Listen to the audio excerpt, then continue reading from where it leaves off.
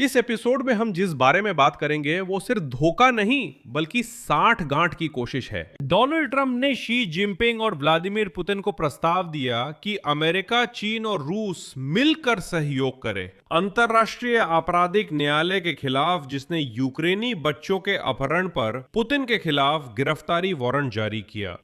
और इसी के साथ यूरोप में कुछ बिल्कुल विपरीत हुआ। और जब आप इन दोनों घटनाओं को देखते हैं तो तस्वीर ऐसी बनती है कि किसी भी उम्मीद को गहरा झटका लगता है कि व्लादिमीर पुतिन कभी इस युद्ध के लिए जवाबदेह होंगे। और अगर वो कभी जवाबदेह नहीं ठहराए गए तो इसमें डोनाल्ड ट्रंप उनकी साफ तौर पर मदद करेंगे, जिन्होंने वैसे भी आज तीसरी बार रूसी तेल पर अस्थायी प्रतिबंध हटाने की अवधि बढ़ा दी है।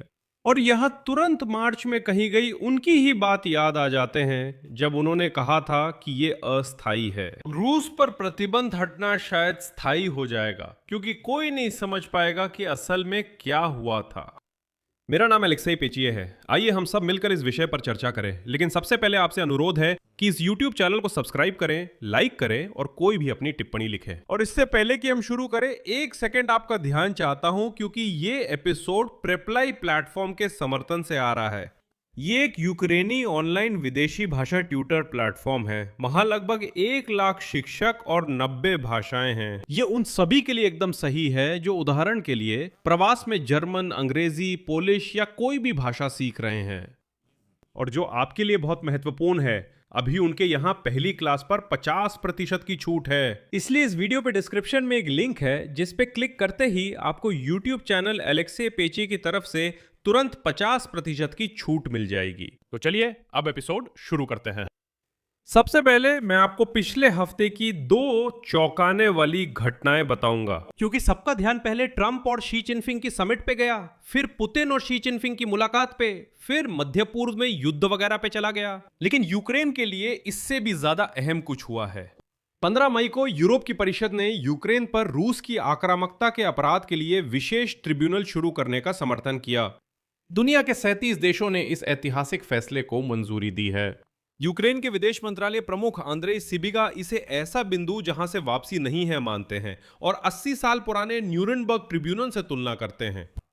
नीदरलैंड्स पहले ही हेग में व्लादिमीर पुतिन और सभी जंगली रूसी नागरिकों के खिलाफ ट्रिब्यूनल के पहले चरण की मेजबानी करने पर सहमत हो चुका है। यूरोपीय संघ ने ट्रिब्यूनल संचालन के लिए 10 मिलियन यूरो की पहली किश्त जारी की है। और ठीक इस घटना के 3 दिन बाद 18 मई को वित्त मंत्रालय के सचिव अमेरिका के Scott Bessent social network X पर एक पोस्ट प्रकाशित करते हैं और घोषणा करते हैं कि वॉशिंगटन तीसरी बार रूसी तेल के लिए अस्थायी प्रतिबंध छूट को और 30 दिनों के लिए बढ़ा रहा है। सिर्फ अरबों डॉलर अब रूसी बजट में जाएंगे जब तक युद्ध चल रहा है। अगर आप नहीं समझे तो हाँ, अमेरिका ईरान के खिलाफ इतनी सफलता से युद्ध लड़ रहा है कि तीसरी बार तेल की कीमतें बचाने को प्रतिबंध हटाने की कोशिश कर रहा है। रूस के खिलाफ साफ कहे तो ये मदद नहीं करता। लेकिन इन दोनों घटनाओं के बीच जो हुआ वो और भी दिलचस्प है और भी खतरनाक है। फाइनेंशियल टाइम्स ने बीजिंग वार्ता से जुड़े सूत्रों के आधार पर लेख प्रकाशित किया। डोनाल्ड ट्रंप ने शी जिनपिंग को पुतिन के साथ अंतर्राष्ट्रीय आपराधिक न्यायालय के खिलाफ एकजुट होने का प्रस्ताव दिया। ट्रंप की योजना के अनुसार 3 देश अमेरिका, चीन और रूस को अंतर्राष्ट्रीय न्याय के खिलाफ एकजुट होना चाहिए। ऐसा लगता है कि ये 3 देश है, ये अलग अलग खबरें हैं, लेकिन ये सब एक ही कहानी है। जब यूरोप पुतिन को आपराधिक जिम्मेदारी के कटघरे में लाने की कोशिश कर रहा है, डोनाल्ड ट्रंप उन्हीं पुतिन के साथ जिम्मेदारी के खिलाफ गठबंधन कर रहे हैं और उसकी जंग से जुड़े पैसे रोकने वाले प्रतिबंध भी हटा रहे हैं।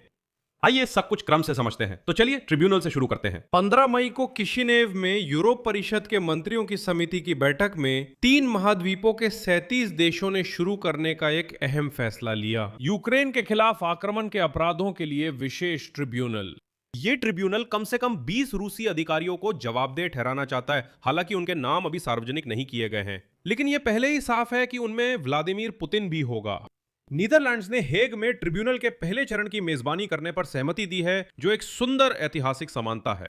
जरूरी है समझना कि यह ट्रिब्यूनल अंतर्राष्ट्रीय आपराधिक न्यायालय से अलग है, जिसने पहले ही पुतिन की गिरफ्तारी का वारंट जारी किया।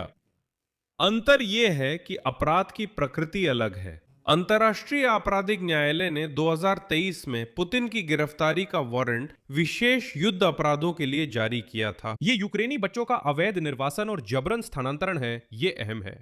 लेकिन ये उस बात से अलग है जिसमें युद्ध शुरू करने के लिए सीधे जिम्मेदार ठहराया जाए। औपचारिक कारणों से अंतर्राष्ट्रीय आपराधिक न्यायालय अभी पुतिन को जिम्मेदार नहीं ठहरा सकता और ना ही अन्य गंदे रूसी नागरिकों को यूक्रेन पर सीधे आक्रमण के लिए जिम्मेदार ठहरा सकता है। इसीलिए यह विशेष न्यायाधिकरण बनाया जा रहा है।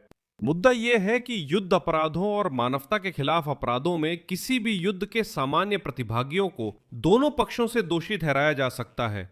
आक्रामकता के अपराध केवल उस देश के नेतृत्व पर लगाए जा सकते हैं जिसने किसी दूसरे देश पर हमला करने का फैसला किया हो, यानी ये सीधे पुतिन के खिलाफ है। पाक्रुशेव, शोइगु और बाकी सभी, लावरोव, पेस्कोव, माश्का ज़ाखारोवा और उन सभी को जिन्होंने इस फैसले में भाग लिया। असल में युद्ध शुरू करने की जिम्मेदारी व्यक्तिगत है, लेकिन यहीं से असली विश्वासघात शुरू होता है। रूस की तरफ से नहीं, उससे तो कुछ और उम्मीद भी नहीं थी, वॉशिंगटन की तरफ से। फाइनेंशियल टाइम्स के मुताबिक डोनाल्ड ट्रंप ने शी जिनपिंग के साथ शिखर सम्मेलन में अमेरिका, चीन और रूस का गठबंधन बनाकर अंतर्राष्ट्रीय आपराधिक न्यायालय का विरोध करने का प्रस्ताव रखा, यानी उसी अदालत के खिलाफ जिसे यूक्रेन पर आक्रमण के लिए अंतर्राष्ट्रीय न्याय का प्रतीक माना गया था। मैं बताता हूं ट्रंप अंतर्राष्ट्रीय आपराधिक न्यायालय से क्यों नफरत करते हैं, इसकी वजह अलग है। पिछले साल ट्रंप ने अंतर्राष्ट्रीय आपराधिक न्यायालय पर वित्तीय और वीजा प्रतिबंध लगाए क्योंकि अदालत ने अमेरिका व इजराइल के नागरिकों की आलोचना और कार्रवाई की थी। व्हाइट हाउस ने कहा कि अदालत का अमेरिका या इजराइल पर अधिकार क्षेत्र नहीं है क्योंकि वे रोम संविधि के सदस्य नहीं हैं, क्योंकि ये दोनों देश रोम संविधि के सदस्य नहीं है। ट्रंप ने अंतर्राष्ट्रीय अदालत पर इसलिए प्रतिबंध लगाए क्योंकि वो उन्हें पसंद नहीं आई। अब वो चीन और रूस को भी एकजुट होने का सुझाव दे रहे हैं ताकि इस अदालत को पूरी तरह से खत्म किया जा सके। मुझे पूरा यकीन है कि अब इजरायली कहेंगे कि इसी अंतर्राष्ट्रीय आपराधिक अदालत ने बिन्यामिन नेतन्याहू के खिलाफ भी गाजा में अपराधों के लिए वारंट जारी किया है और वे कहेंगे कि ये अवैध हैं। वे कहेंगे कि ये वारंट स्पष्ट रूप से अवैध है।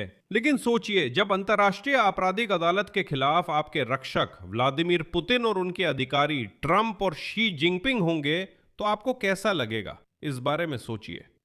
अब इस कहानी का तीसरा हिस्सा है पैसे, क्योंकि बिना पैसे के ट्रिब्यूनल और न्याय केवल एक सुंदर बयानबाजी रह जाते हैं।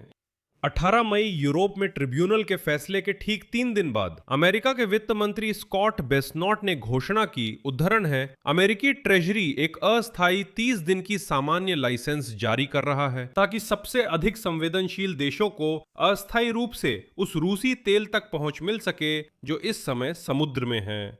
ये विस्तार अतिरिक्त लचीलापन प्रदान करेगा और हम इन देशों के साथ आवश्यकतानुसार विशेष लाइसेंस जारी करने पर काम करेंगे। ये सामान्य लाइसेंस तेल के भौतिक बाजार को स्थिर करने और ऊर्जा के लिहाज से सबसे अधिक संवेदनशील देशों को तेल उपलब्ध कराने में मदद करेगा, बिल्कुल ऐसे परोपकारी जैसे गरीब देशों की मदद कर रहे हो। क्या आप जानते हैं आज रूसी तेल के सबसे बड़े खरीदार कौन हैं? चीन, भारत, एशियाई देश।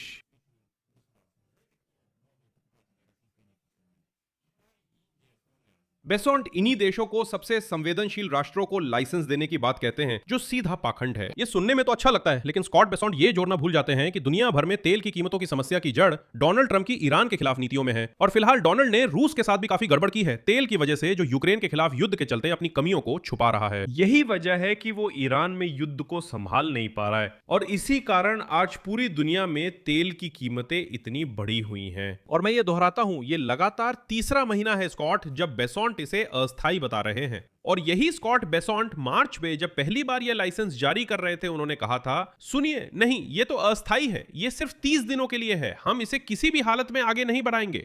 और उन्होंने ये भी कहा था कि रूस को तो जनरल लाइसेंस से कोई फायदा ही नहीं होगा, ताकि सबसे अधिक संवेदनशील देशों को तेल उपलब्ध कराया जा सके। मैं याद दिला दूं कि पहली बार विस्तार 12 मार्च को हुआ था, दूसरी बार अप्रैल में 16 मई तक बढ़ाया गया और तीसरी बार 18 मई को घोषित किया गया। ये अस्थायी रूप से प्रतिबंधों को हटाने का विस्तार है। अंतर्राष्ट्रीय संबंध परिषद के अनुसार उसी समय ट्रेजरी ने एक अस्थायी सामान्य लाइसेंस जारी किया ताकि सबसे अधिक संवेदनशील देशों को राहत मिल सके। Нарушением санкционное исключение, दिन में है। रूस पर प्रतिबंध हटाना बहुत जरूरी है। भारत, इंडोनेशिया और एशिया के कई देशों में यह लोकप्रिय है जिन्होंने मई में खोया था। ट्रिब्यूनल के फैसले के कुछ दिन बाद वित्त मंत्री स्कॉट बेसेंट ने कहा, ट्रेजरी क्या जारी करता है ताकि सबसे संवेदनशील को मदद मिल सके। केसम ने इन्हीं देशों से रूसी तेल की खरीद बंद करने की मांग की थी, लेकिन बाद में मैं फिर से जोर देता हूं, वो ईरान के साथ युद्ध में बस नाकाम हो गया। और आगे की बात जो अगले एपिसोड में है, हम इसे और विस्तार से चर्चा करेंगे। आज ट्रंप ने यह बयान दिया कि वो आज 19 मई को पहले ही फारसी स्कॉट बेसॉन्ट की वित्तीय ट्रिब्यूनल में 3 दिन के लिए जाने वाले थे, लेकिन उसे ऐसा न करने के लिए मना लिया गया और पता चला कि वहां किसी को भी समझ नहीं आ रहा था कि बात किस बारे में हो रही है। उद्धरण के अनुसार ट्रंप पहले ही कह रहे हैं, अगर कुछ हुआ तो शुक्रवार को हमला करेंगे, यानी 20 मई को, तब हम हमला करेंगे। उसकी योजना में आज का दिन था। वो अस्थायी सामान्य लाइसेंस जारी करता है ताकि सबसे कमजोर को अस्थायी रूप से रूसी तेल दिया जा सके जो समुद्र में है।